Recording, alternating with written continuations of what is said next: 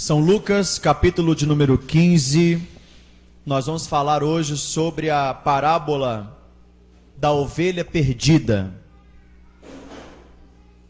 Os versículos 3 ao versículo 7.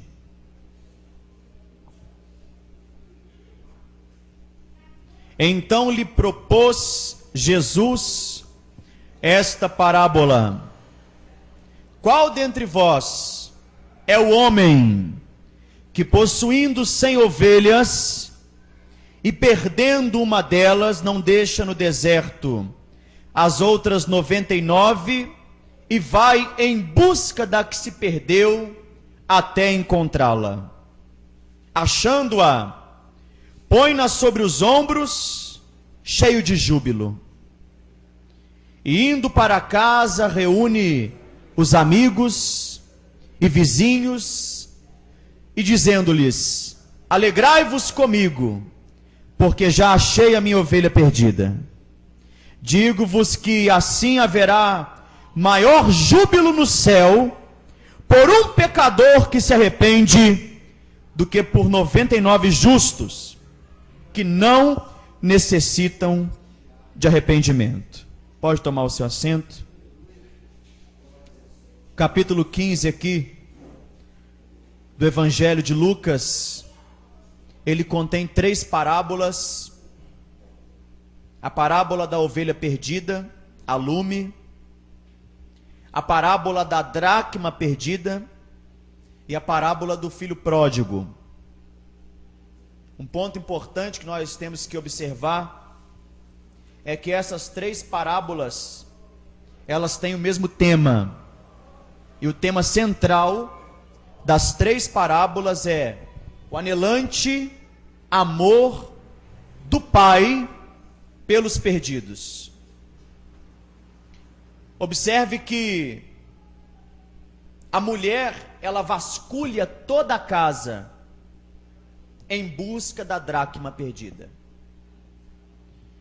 O pai, que outrora havia perdido seu filho porque ele era um pródigo, alguém que não tinha controle sobre suas emoções, uma pessoa que desejava a satisfação pessoal, e ele pediu a 1/3 da sua herança e foi gastar.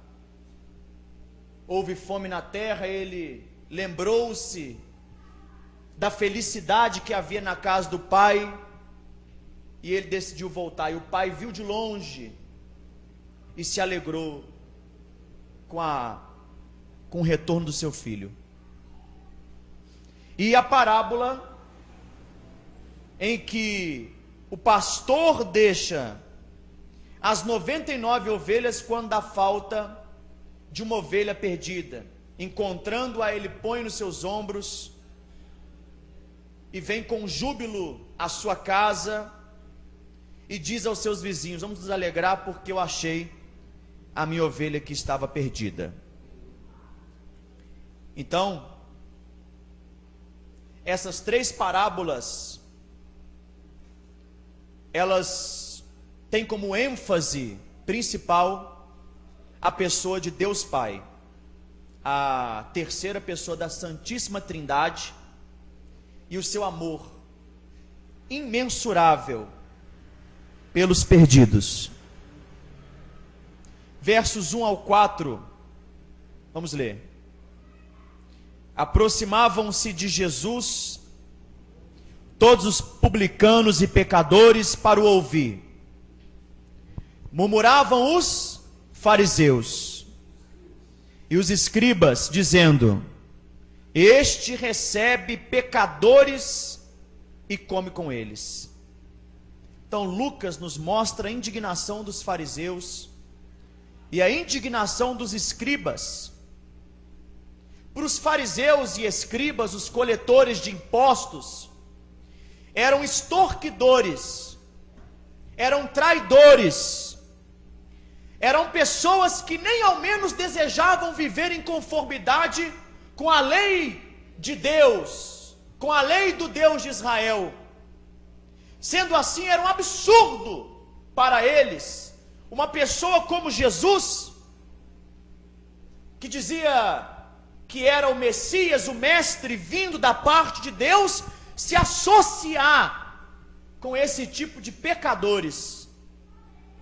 E o pior de tudo é que frequentemente, em todos os 4 evangelhos, Jesus ele aparece na companhia dessas pessoas. E para a indignação dos escribas e fariseus se tornar ainda maior, Jesus ele não só recebia pecadores e publicanos, como ele também ia de encontro a eles, almoçava, jantava na casa deles. E para a indignação ficar ainda pior, Lucas capítulo 5, versículo 27, nos mostra que Jesus chama um dos publicanos, um dos coletores de impostos, um dos pecadores, para ser seu discípulo. Passadas estas coisas, versículo 27, saindo, viu o quê? Um publicano, chamado Levi, assentado na coletoria, e disse-lhe: segue-me. Ele se levantou e, deixando tudo, seguiu. Então lhe ofereceu Levi um grande banquete em sua casa. Numerosos publicanos e outros estavam com ele à mesa. E os fariseus, com seus escribas, murmuravam contra os discípulos de Jesus, perguntando: por que comeis e bebeis com publicanos e pecadores? Respondeu então Jesus: os sãos não precisam de médico, e sim os doentes. Eu não vim chamar justos, e sim pecadores ao arrependimento. Voltemos ao capítulo 15.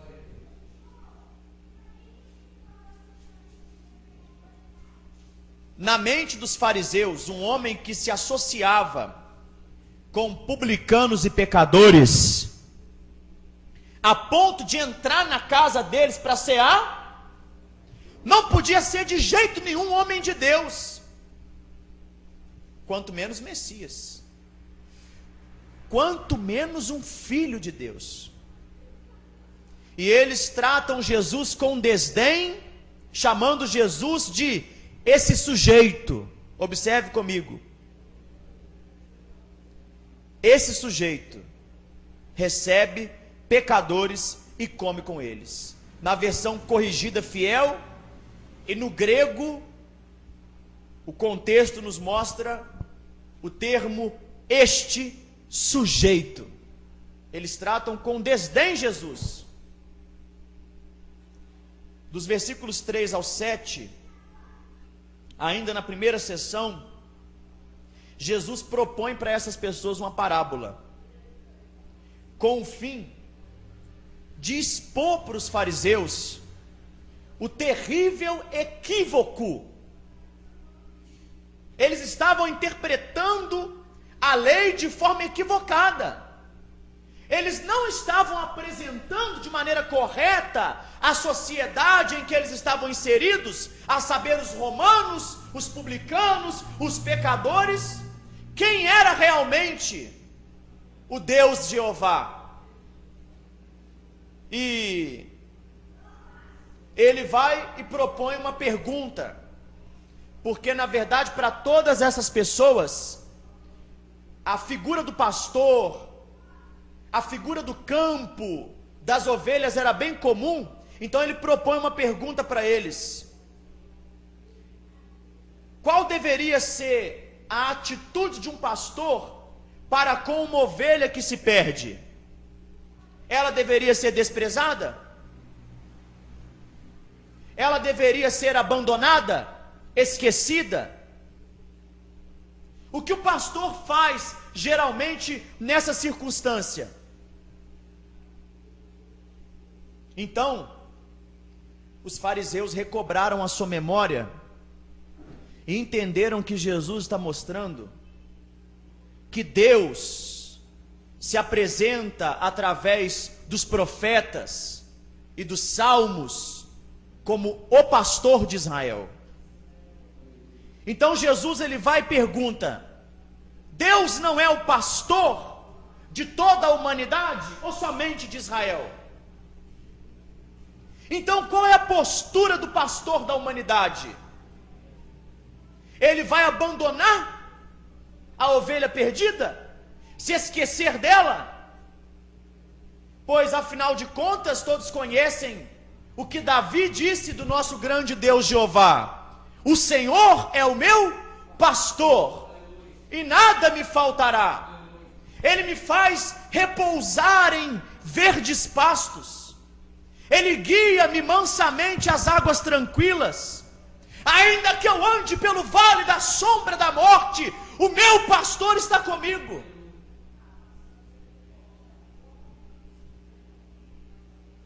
Na mente dos fariseus, Jesus está quebrando uma lei.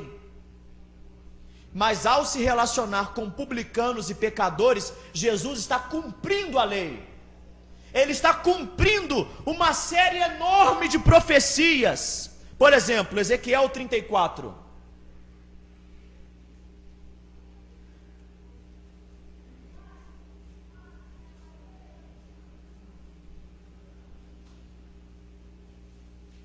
Todas as profecias da Bíblia que descrevem o Messias falam-nos também sobre a figura do pastor. Versículo 11 diz assim: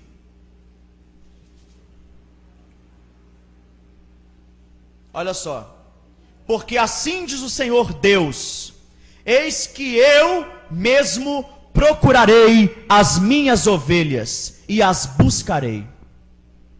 Como o pastor busca o seu rebanho no dia em que encontra as ovelhas dispersas, assim buscarei as minhas ovelhas. Livrá-las-ei de todos os lugares por onde foram espalhadas, no dia das nuvens e da escuridão. Olha aí, tirá-las-ei dos povos, e as congregarei dos diversos países, e as introduzirei na sua terra. Apacentá-las-ei nos montes de Israel, junto às correntes, e em todos os lugares habitados da terra. Apacentá-la-eis de bons pastos, nos altos montes de Israel será a sua pastagem. Deitar-se-ão ali em boa pastagem, e terão pastos bons nos montes de Israel. Eu mesmo apacentarei as minhas ovelhas e as farei repousar, diz o Senhor. A perdida buscarei, a desgarrada tornarei a trazer, a quebrada ligarei, a enferma fortalecerei, mas a gorda e a forte destruirei. Apacentá-la-ei com justiça. Quanto a vós outras, ó ovelhas minhas, diz Deus, o Senhor, eis que julgarei entre ovelhas e ovelhas, entre carneiros e bodes.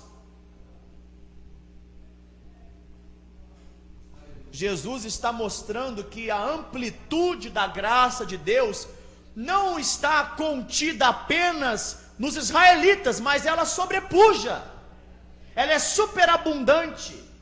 Como diz o profeta Isaías: chamarei meu povo aquele que não é meu povo. Então o Messias, que é o grande pastor de Deus, que dá a vida pelas suas ovelhas, ele veio buscar a todo aquele que está perdido e que se arrepende. Então a multidão se ajuntava ao redor de Jesus, porque Jesus revelava o aspecto do amor anelante do Pai pelos perdidos, e não somente o Deus justo. Em momento nenhum ele ocultava o atributo justiça, santidade de Deus, mas também ele não negligenciava o fato de ensinar que Deus é amor, que Deus é misericordioso e misericordiador, que na sua ira, aquele que se arrepende, ele se lembra da sua misericórdia, e é poderoso para restaurar a todo aquele que se encontra caído. Então agora sim, a esse Deus Jeová, nós queremos servir. Porque a visão que esse povo recebia de Deus, dos escribas e dos fariseus, era um Deus que não os considerava como seu povo, porque eles não eram circuncidados. Era um Deus que não os considerava como seu povo, porque eles não eram judeus. Mas agora Deus, ele vem e abraça todos os povos, assim como ele fez com Nínive. E o profeta Jonas ficou indignado com a salvação daqueles pecadores. Aqui estão o povo de Israel indignados com o fato de o Messias estar oferecendo graça e misericórdia a publicanos e pecadores. E aqui está a singularidade da mensagem de Cristo em comparação com a mensagem dos religiosos e com toda a filosofia que nunca houve antes igual a de Cristo: oferecer perdão e misericórdia para marginais, para publicanos e para pecadores. Aleluia. Disse Jesus: os sãos não precisam de médico, mas os doentes. Eu vim salvar o que estava perdido. Aqui nós temos também Isaías 40, versículo 11.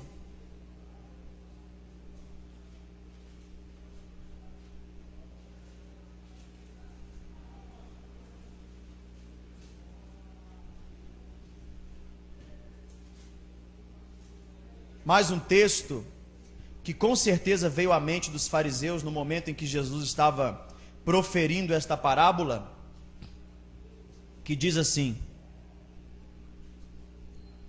como pastor apacenta o seu rebanho, entre os seus braços recolherá os cordeirinhos e os levará no seio, as que amamentam ele guiará mansamente.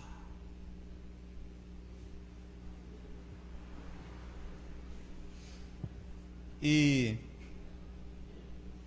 na verdade, irmãos, eu estava preparando essa mensagem à tarde hoje, e são tantas as informações e revelações dentro desse texto, que não dá tempo para poder falar sobre as 3 parábolas. Por isso que eu vou falar hoje sobre a parábola da ovelha que se perdeu, e o Diego agora domingo fala outra parábola, e no próximo domingo eu falo sobre a parábola do filho pródigo, e mais à frente falaremos sobre a dracma perdida.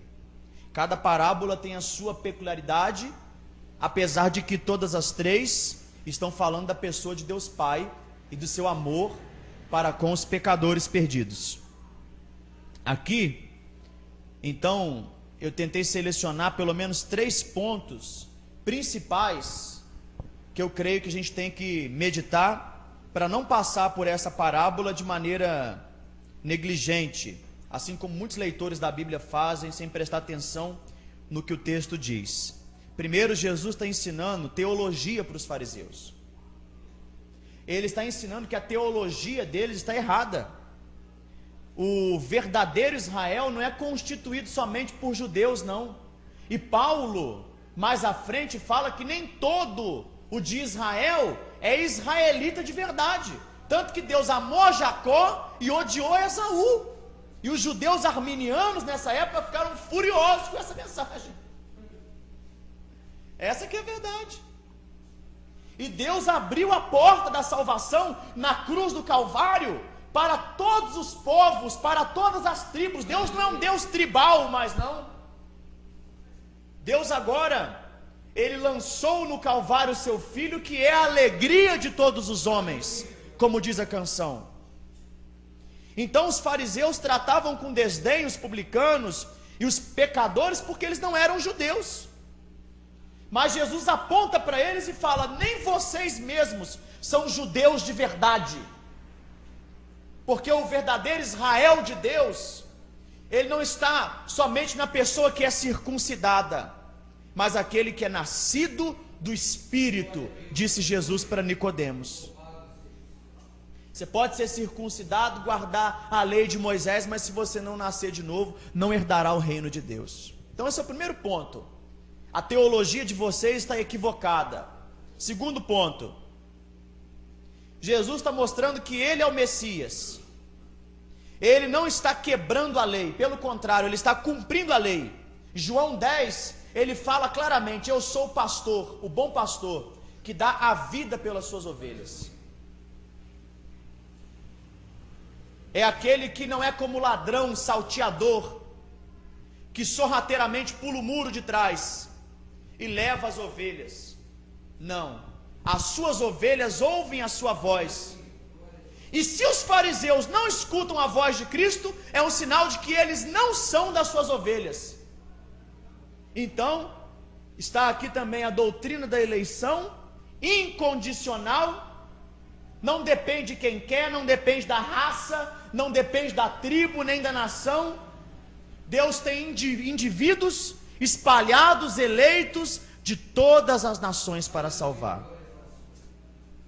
Tanto que em Apocalipse fala que Jesus Cristo, o Cordeiro, Ele comprou para si com o seu sangue um povo de toda tribo, língua e nação.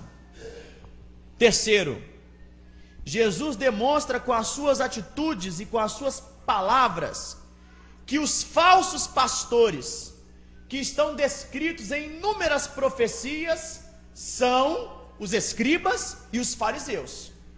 Eu sou o bom pastor, mas vocês são os falsos pastores. Aqueles de Ezequiel 34, de 1 a 10. Deus ele diz: vocês são falsos pastores. Vocês só querem a gordura das ovelhas, só querem a lã das ovelhas. Vocês não cuidam das minhas ovelhas. Então eu mesmo apacentarei as minhas ovelhas. Eu mesmo vou atrás da que está perdida. Como ele mesmo disse: e agora, a quem enviarei? Quem há de ir por nós? O próprio Deus veio por nós. Emanuel, o Deus homem, se fez carne. Ele mesmo, o grande Deus de Israel, se fez homem para buscar cada uma de suas ovelhas que estava perdida. Agora vocês são falsos. Vocês são hipócritas. Esta palavra pode muito bem ser aplicada ao nosso contexto atual, principalmente com os escândalos que nós estamos vendo. O crescimento numérico não comprova que certa denominação está sendo abençoada por Deus, porque na base de campanhas, com certeza, uma igreja que faz campanha, que tem visões, revelações e profetadas, ela vai crescer numericamente. Mas isso não quer dizer que aquela igreja é de Deus, e que aquele pastor, pelo fato de acontecer algum milagre na igreja, que ele também venha de Deus. Não. Crescimento numérico e milagre não comprova que aquela pessoa está qualificada para o ministério pastoral. Eu considero esses homens desqualificados para o ministério pastoral, porque a vida deles é bem parecida com a vida dos escribas e dos fariseus. Eles estavam se aproveitando do rebanho de Deus para poder buscar autopromoção, autoglorificação, para poder enriquecer-se financeiramente, ter uma vida boa na terra, e aí eles se aproveitam do rebanho de Deus, para que eles consigam alcançar esses fins. Aí você vê a vida desses homens. Jesus era um pastor humilde. Ele estava no meio dos pecadores, ele comia com os pecadores. Ele em momento nenhum você via em Jesus a vida de um milionário, a vida de um empresário. Não, era aquela pessoa simples, humilde, que dava a vida pelas suas ovelhas. E da mesma forma que há 2000 anos atrás, ele veio buscar as suas ovelhas que estavam perdidas, ele virá uma outra vez. Essa é a nossa esperança. E dos 4 ventos do céu, ele irá recolher as suas ovelhas, e vai julgar cada pastor pelo seu trabalho. E naquele grande dia, diante do trono de Deus, muitas máscaras vão cair. nós conheceremos a verdade de cada um. Jesus vai desafivelar do rosto de cada um a sua máscara. E aí você vai ver se realmente aquela pessoa que se apresenta na televisão é um pastor segundo o coração de Deus, de verdade. Amém, irmãos? Segunda sessão, versículos 5 ao 7 de Lucas 15.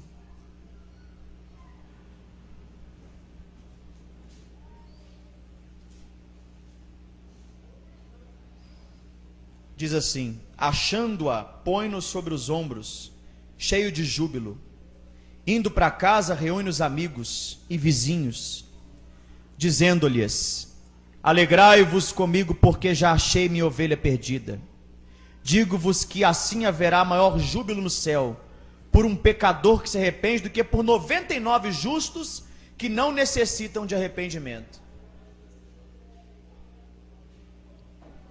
Jesus revela que aqueles homens religiosos, eles não conheciam a essência da religião de Deus. Deus não é um Deus que tem uma justiça implacável a ponto de não poder oferecer perdão.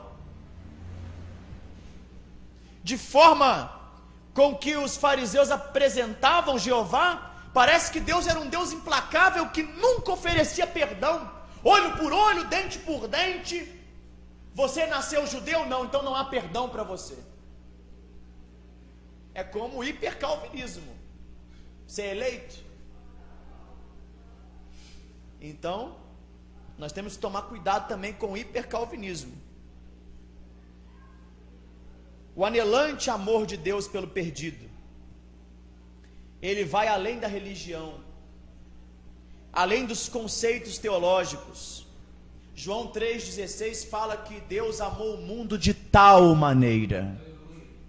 Esse superlativo, ele descreve o que o autor aos Hebreus falou, de tão grande salvação. E esse amor sacrificial, ele é capaz de oferecer aquilo que é mais precioso no céu: o Filho unigênito, para salvar o mundo. Pessoas que passaram a vida inteira desprezando a lei de Deus, têm a oportunidade de serem salvas. Não há maior amor que esse, do que você dar a sua vida pelos seus inimigos. Dar a vida por um amigo não é tão difícil. Isso até mesmo os publicanos e os pecadores podem fazer.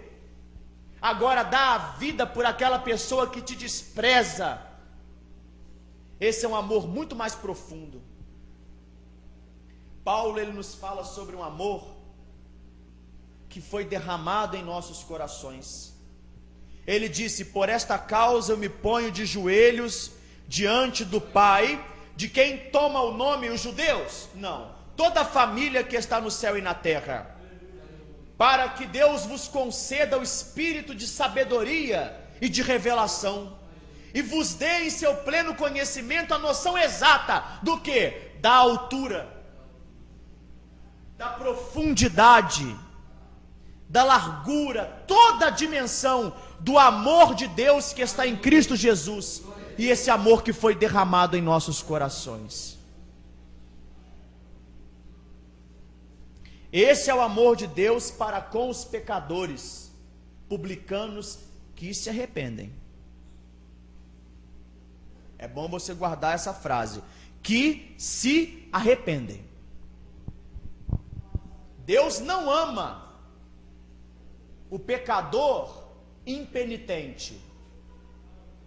Deus não nos salva no pecado.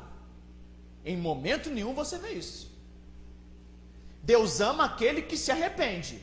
O seu amor se estende ao contrito, ao arrependido. Bem-aventurado aquele que confessa o seu pecado, este alcança a misericórdia. Agora, O amor de Deus não está estendido para pessoas que o desprezam e não se arrependem. Eu estou falando de pessoas que viveram uma vida desprezando Deus, mas agora estão o quê? Ao redor de Cristo, ouvindo seus ensinamentos. Esses publicanos estão junto de Jesus. Eles estão ouvindo seus ensinamentos. E agora o amor de Deus vem sobre eles. Então Deus ama os seus eleitos. Os seus eleitos estão dentre os perdidos. Mas se aquela pessoa permaneceu durante toda a vida sem se importar com o Filho de Deus, por certo, Deus nunca amou essa pessoa. Deus, Ele não ama o pecado, Ele ama o pecador que se arrepende. Obviamente Deus não vai amar o pecado, e muito menos uma pessoa que vive na prática do pecado. Pastor, isso não está certo não. João diz o quê? Não ameis o mundo, e nem as coisas que no mundo há, porque aquele que ama o mundo, o amor do Pai está nele? Não está nele. Não está nele. Os que vivem na carne, eles podem agradar a Deus? Não podem agradar a Deus. Agora, o Deus Jeová que Jesus apresenta aos homens é um Deus de amor, é um Deus de misericórdia, é um Deus de compaixão. Tome muito cuidado. Eu ouvi uma mensagem, não sei o nome do pregador, e ele fez uma crítica a irmãos que vão evangelizar assim como os fariseus e os escribas. Quem é você para poder condenar os homens? Quem é você para evangelizar de forma dura? Que é isso? Sim, está errado. Jesus não evangelizava de forma dura os publicanos e pecadores. Ele falava de forma dura com os fariseus. Então o canhão da nossa igreja, ele está apontado com relação a esse evangelicalismo moderno, não com relação aos pecadores. Com relação aos pecadores, nós apresentamos um Deus misericordioso, que é salvação. Agora, contra os fariseus e publicanos, nós chamamos eles de raça de víboras, porque se a gente se apresentar aos homens de maneira dura, nós estamos igual aos publicanos e os fariseus e os escribas, apresentando um Deus implacável. Obviamente nós temos que apresentar a lei e terminar na lei? Não, nós temos que revelar para o pecador a hediondez do pecado, o quanto que o pecado é horrível e repugnante aos olhos santos de Deus. Nós temos que revelar ao pecador a seriedade do inferno, a realidade de um sofrimento eterno após a morte.